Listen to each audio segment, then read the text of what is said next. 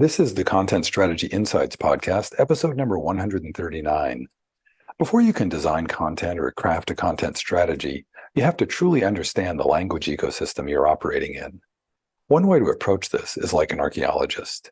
That's how Jane Ruffino works. She's academically trained as an archaeologist, and she's an accomplished UX writer and content design practitioner and teacher.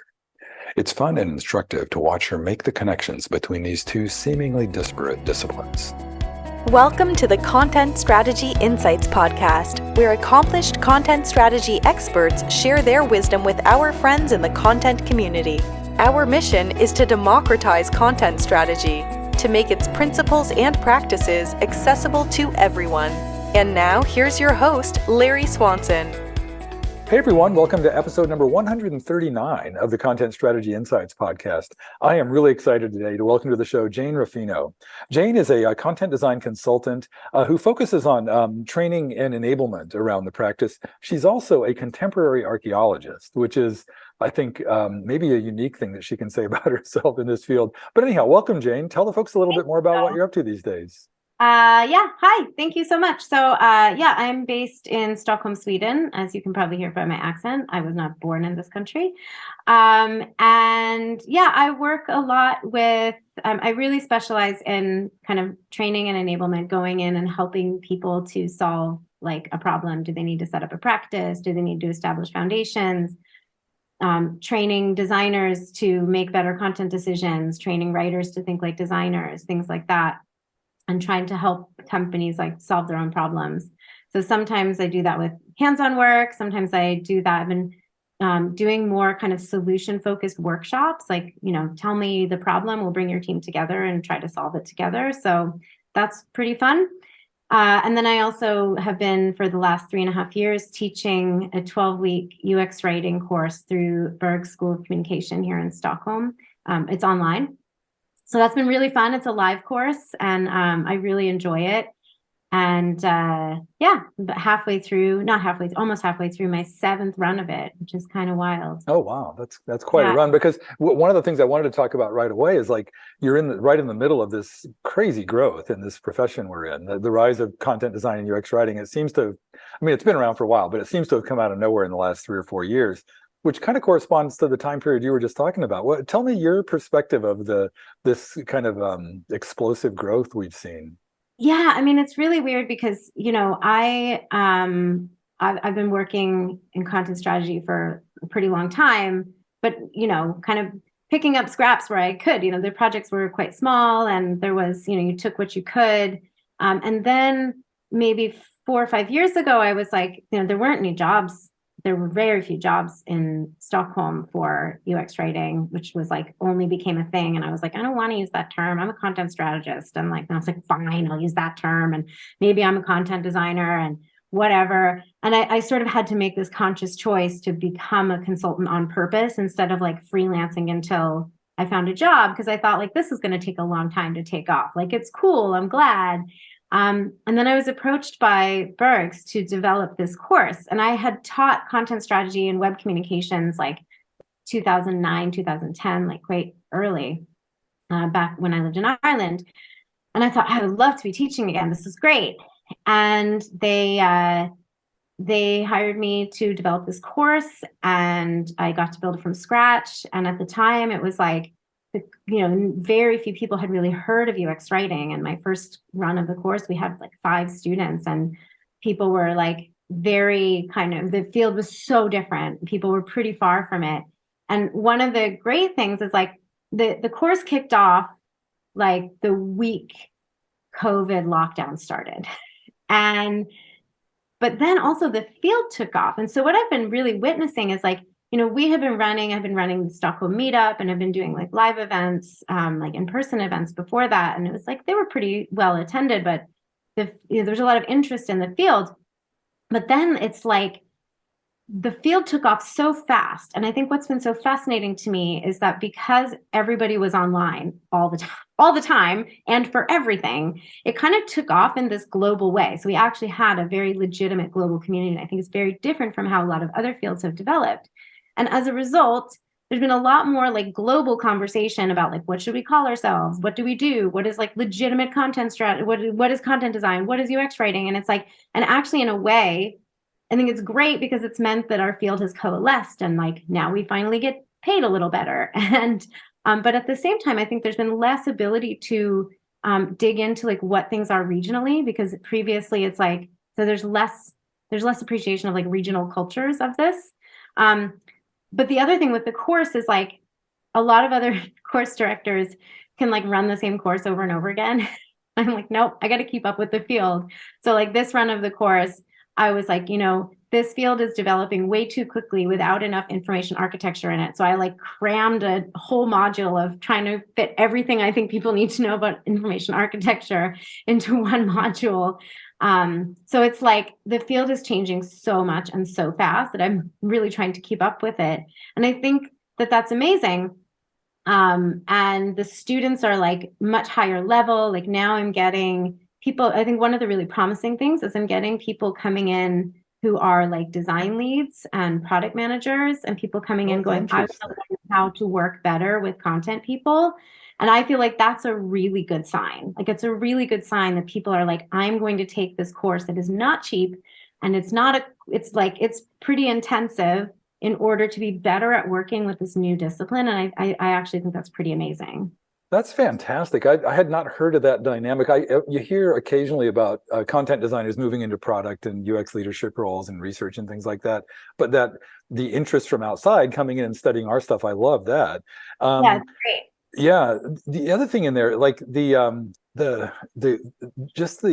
students are so interesting too. Like you said, the sounds like the kind of rising tide thing going on. The quality and the caliber of the students is going on as well. Has that changed how you teach? Or I mean, there's two things going on. There's both the students are changing and the field is changing. How do you keep up? Yeah. So yes and no. It's changed how I deliver the material to some degree. Now it's like, I would never say the caliber was always high. It was just, they had more, like there was more range in terms of where people were working and what their backgrounds were and how much UX experience they had.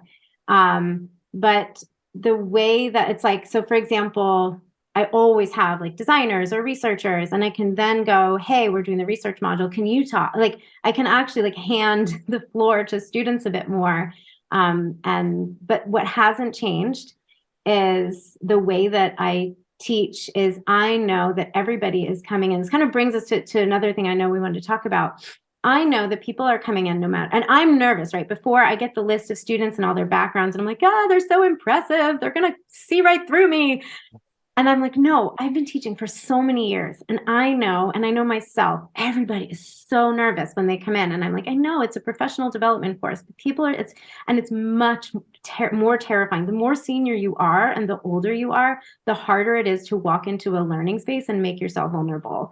So I do this thing where like, I have a video that they watch before the class starts, and I put in, and I'm like, hey, you might be Googling under the table because that's what we all do. Welcome to UX.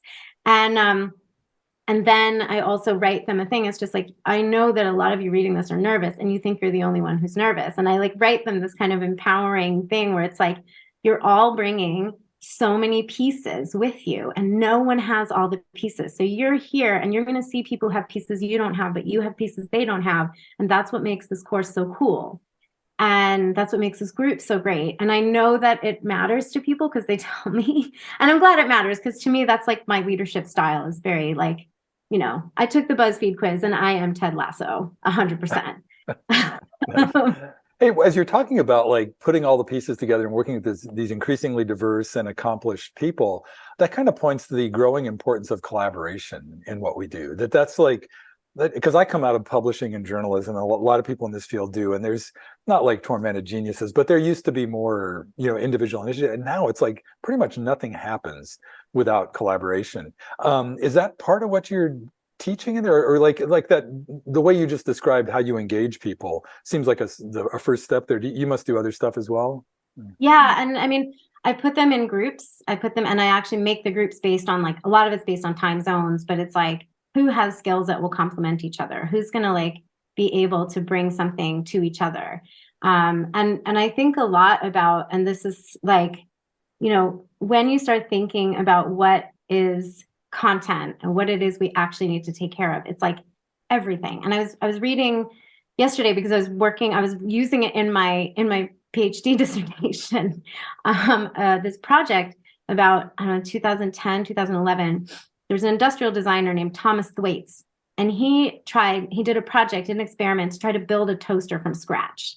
And it was sort of a way to comment on this kind of this like globalized world where no one can make anything by themselves. I mean, it was a reference. It was from a Douglas Adams novel about how everybody knew how to make a sandwich, but they didn't know how to make a toaster. And it's such an interesting thing because I was like, this is number one related to what I'm researching for my research, but also like it's really content and product development. It's like no one can do it all. So the only way is collaboration, and nobody should walk in and feel like everyone's going to feel all the things they're missing. And I think that's really important, is like, how do you get people to work together and accept that, like, you're trying to build a toaster and one person knows how to make the like pop-up thing work well, and the other one knows how to get iron ore, so Right. yeah. And I love that your alumni, there's probably a secret language about toasters that they use at cocktail parties or something that we're all just like, what the heck are they talking about? So. I haven't used the toaster reference yet. I use a lot of other references, but yeah, I will be using the toaster reference on this course. Yeah. Hey, one thing I want to make sure we get to, because, all of this education that you do and all of this, getting people together, it's all in service to the practice. And, that's the whole point, is to develop better UX writers and content designers. And you've done this a lot as well as taught it. Tell me, do you have like or like an approach, or how do you think about your practice again?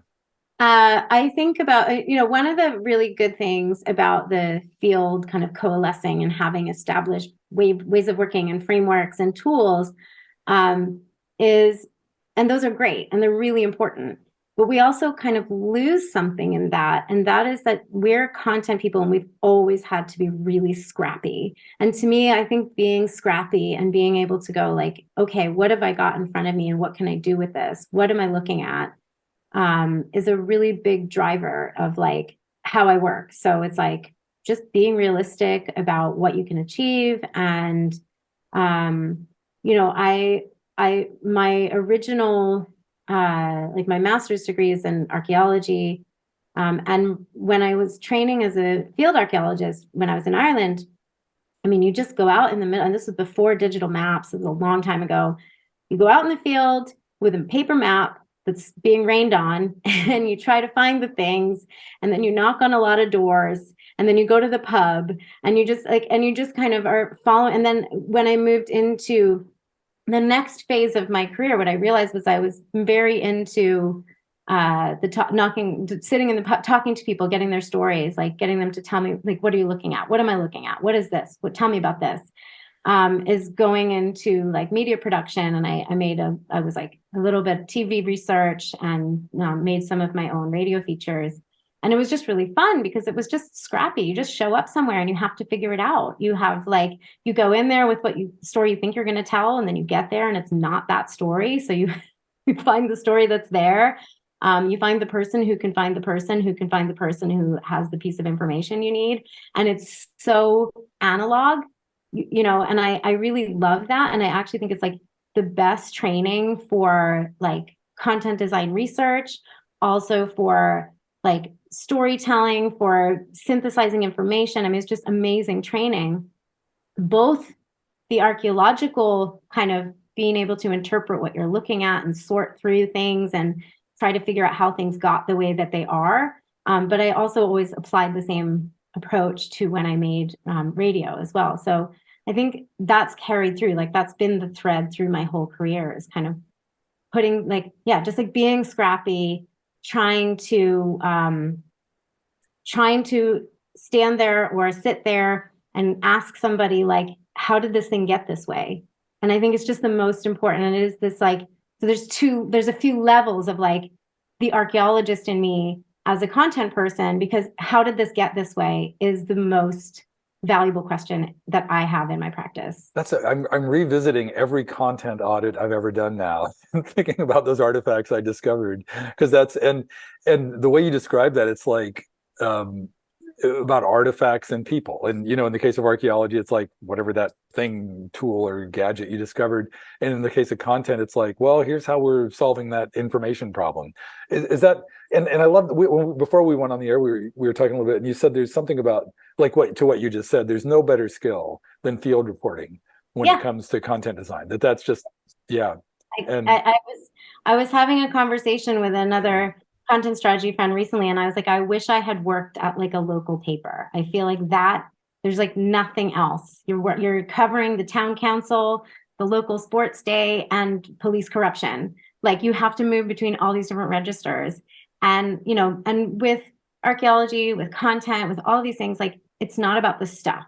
It's about the people. Like ultimately, the artifacts don't matter. The process of inquiry matters. What you do with the information matters. The stuff doesn't matter. I mean, in archaeology, we're always trying to downplay our focus on shiny things. And like my research is not shiny at all. And in a way is like, I study the contemporary world.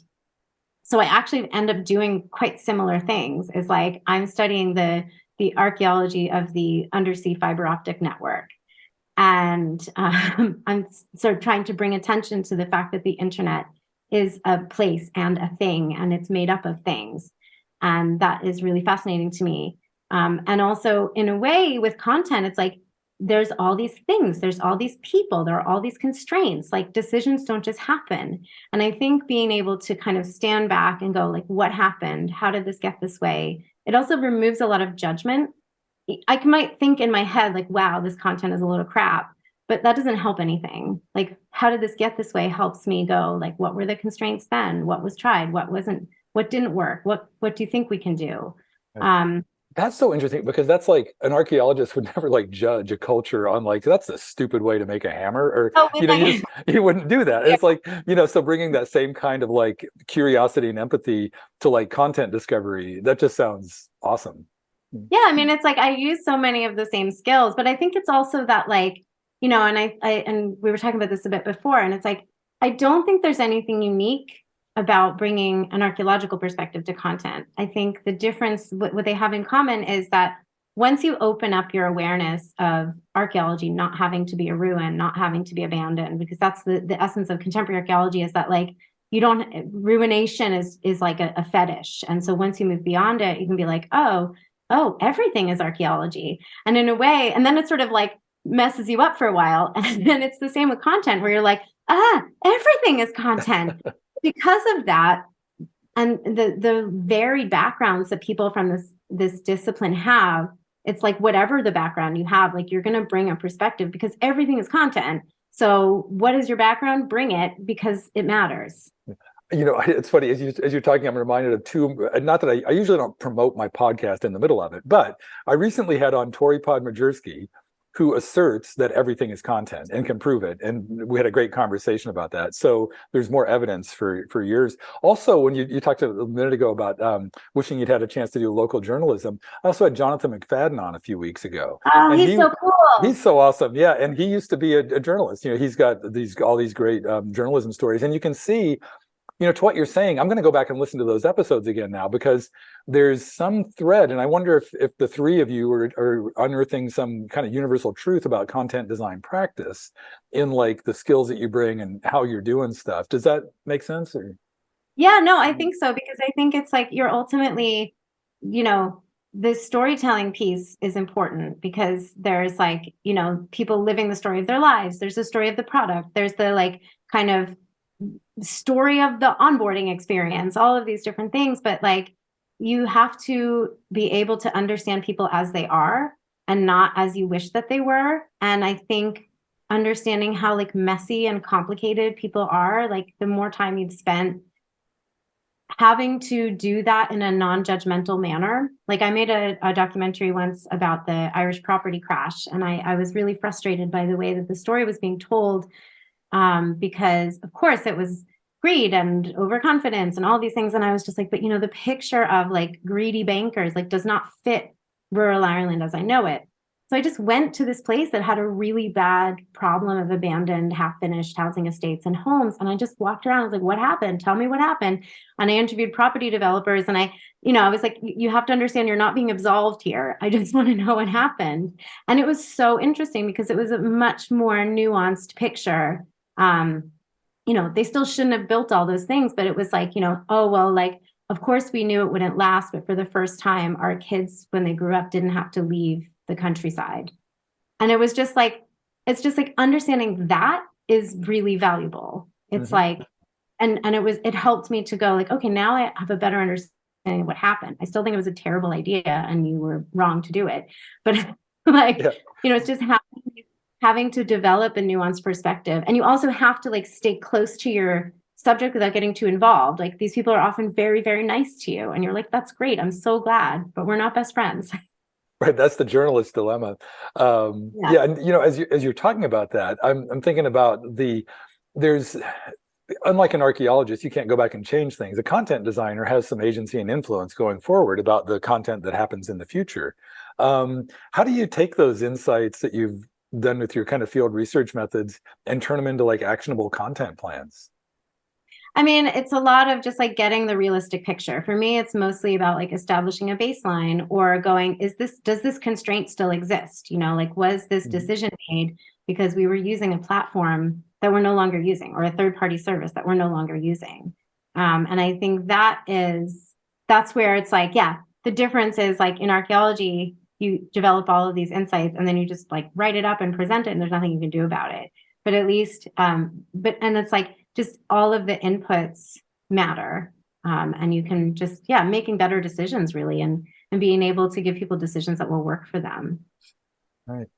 Hey, one thing, I just was looking at my notes and I want to make sure I get this in, because when we were corresponding before, you said, be sure to ask me about stone axes and elf darts. So now I have to ask. Okay, so I have this workshop that I like love doing, and I'm always worried because it's weird. It gets weird, and it's kind of on like naming and terminology, but it's not like naming as in brand. It's naming as in like defining concepts, and it's about language ecosystems and about how when you create terminology, it's part of an ecosystem. It's not just like think of a word for this thing, and really understanding like information architecture of like the way I define it is where am I and what are all these things is the short version.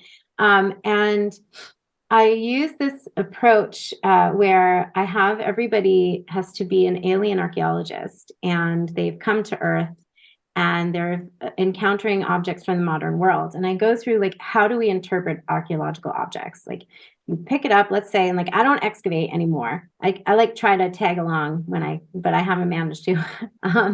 But like you find an object and you look at it and you don't just like go, this is this thing. You actually have to go like, what is it made of? How big is it? You really have to spend a lot of time just like describing it and listing the characteristics.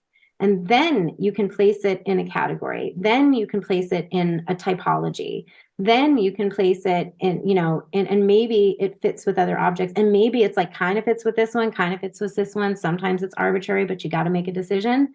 And one of the reasons that I use this is like, so a stone axe, and I use this example from the Irish Neolithic, the late Stone Age. And there's beautiful stone axes. I just love them. They're really pretty. They're made of a type of stone called porcelainate. And I use this as an example.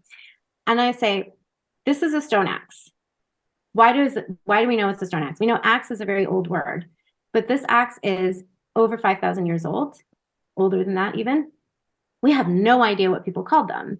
And so by giving it the name stone axe, we delimit its meaning to being a thing that chops, because we've decided that's what it does. So then we've decided it doesn't do all these other things, which is necessary when you're working with information architecture. You have to delimit the meaning of the thing so that people understand the concept.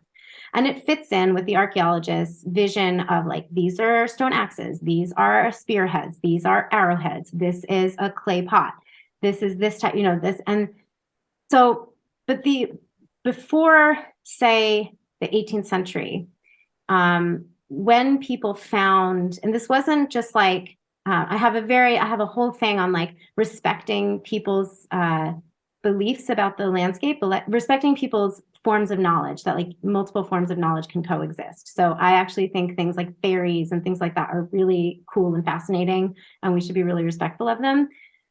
But people they would come up, like all these like stone objects would turn up when they were farming or digging, because they're everywhere. And they were described as like elf darts. They were the lightning bolts, or they were from battles between elves. And as a result, when people found them, they might use them like to cure your headache or something, because it was an elf dart. And so the name you give something and the ecosystem that it belongs to, and in this case, it's like another world that's like entered your world, gives us all of the objects like different names and different functions and different purposes. And so when you name things, you define their purpose, and you also say what they're not, and you have to do that. But by naming it like a stone axe, we kind of lose something, because we're like deciding, we're interpreting, like names are always interpretive and they can't not be. So it's just a way of kind of showing like these are two completely the exact same objects that belong to totally different ecosystems that even contain different things in them.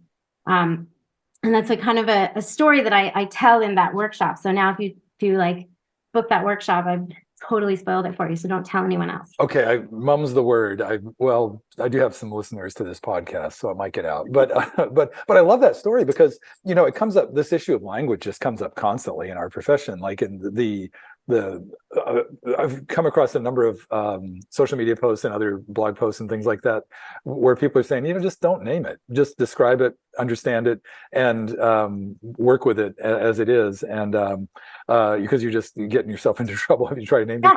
Yeah. Stop the name. Like if you get away, but you also, but like even if you don't name it, you have to kind of define the noun that it is. You have to know in your mind, like, what is the concept here? Like, where is the space that I'm in? What is the world that I'm building? And so if you have a clear concept of the world that you're building, like, everything doesn't need a name. Yep. And one of the other, so as you said that, I was thinking of another concept that seems relevant here, is that notion of boundary objects, like things that are called something different from different domains. Looking at it, you're nodding. Is that? Yeah, no, totally. And it's like, and even in, even in content and design, I think it's hung us up a little bit, because there are processes that we bring from content into design that are the same, but designers call them something else. And in some ways it's like caused us to think, well, maybe it's a different thing, because they don't seem to be listening to me about it. Because it's like, I think it's caused some of this like vague space where like a lot of conflict can take place, because people are doing the same thing and they're calling it something different, because it comes from both practices, because it's just an important piece of the process of creating a thing. I think that's really important. And of course, like with, it happens all the time in archaeology, and like, and the opposite happens, where it's like, okay, this type of object is called a stone axe everywhere in the world. And it's like, why? There's always some team of like overfunded white dudes, who are always trying to come up with a universal taxonomy for all archaeological objects. And it's like, stop. Let things have regional names. Like, this is a very colonizing project. Can you stop? I think it's and I think that's really interesting. I really enjoy like helping people think differently about terminology, about interpretation, about like the process. Yeah, I really appreciate that, because this, like I said, it comes up all the time. And your perspective, I think I'm going to steal this archaeological perspective and look at it. Hey, Jane, I can't believe it. We're already.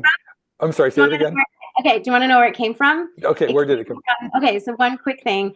It came from, I used to do archaeology workshops with kids. In my old university, we had a teaching collection of objects that had just been randomly found, so we could just use them. So I used to take them to school kids, and I didn't want to present archaeology as a viable career option, because it's not. So I thought it's really valuable. I roped a friend in, and we had this sort of justice perspective of like, believing that you are allowed to interpret the world is an important thing. And archaeology can be a tool for giving kids, especially kids from like socioeconomically disadvantaged backgrounds, a feeling that the world belongs to them too. So that was our approach. But the way we did it was like, I brought in a bunch of objects from my house, or I would empty out my handbag, and I would go, you can know anything you want about me, but you have to ask questions, and you have to pretend you don't know the name of any of these objects. And then I would write the questions on the board, and then I would be like, great. And then I would hand out all these like stone and bronze tools to these kids. I'd be like, you just did archaeology, and now you can apply the same questions to these things. And it was really fun. And I actually kind of ended up developing it into this content workshop that I do. So, yeah. Very cool. I love this. Yeah, and I think my intent here is just to get people advancing their practice. And I think you've given us some really good little new ways to think about stuff. So I appreciate that. I hope But so. hey, we're almost at time. These always go way too quickly, and I can think of 5 other conversations I want to have. But is there anything before we wrap up? Is there anything you want that came up you want to circle back to, or just want to make sure we share before we wrap up? I think it's just like, I think one of the things that I think about a lot is that one of the problems we have as content people is that content is a holistic practice, and we're always trying to fit it in a box so that we can sit at the right table with the designers, instead of being like, maybe we need to create our own spaces. But I also think one of the problems that we have is that content is leadership work. And I think it's one reason why we're always so tired. That it's like the emotional labor of getting people on board and keeping them engaged. And it's like, oh, that's actually leadership work. And wherever we are, like, we are trying to do things that we're torn between these two places of like, how do we fit ourselves in the box so we can sit at the table? But actually, in order to do the work we really want to do, that we know that we need to do well, we shouldn't be in a box. We shouldn't, like, yes, okay, sit at the table, whatever. But it's like, I think it's a holistic practice, and I think that's really important. And I think that maybe I need to remind myself that it's like, everything is content. So what is content? What isn't content? Like, isn't a very helpful question. Right. If everything is content, yeah, it's kind of a pointless question. I love that. Hey, and one very last thing, Jane, what's the best way for folks to stay in touch if they want to follow you on social media or connect? I would say find me on LinkedIn. I'm the least annoying on LinkedIn. And other platforms are like jokes, dunks on Elon Musk, pictures of my kid. But I'm probably most professionally interesting on LinkedIn. Okay. To the extent we'll share your LinkedIn profile in the show notes. Thank you so much for having me. It was so nice to talk to you. I really enjoyed this, Jane. Thank you so much. Thank you. Thank you for listening. If you can think of a friend who might enjoy this episode, please share it with them. And please join us again for our next content strategy interview.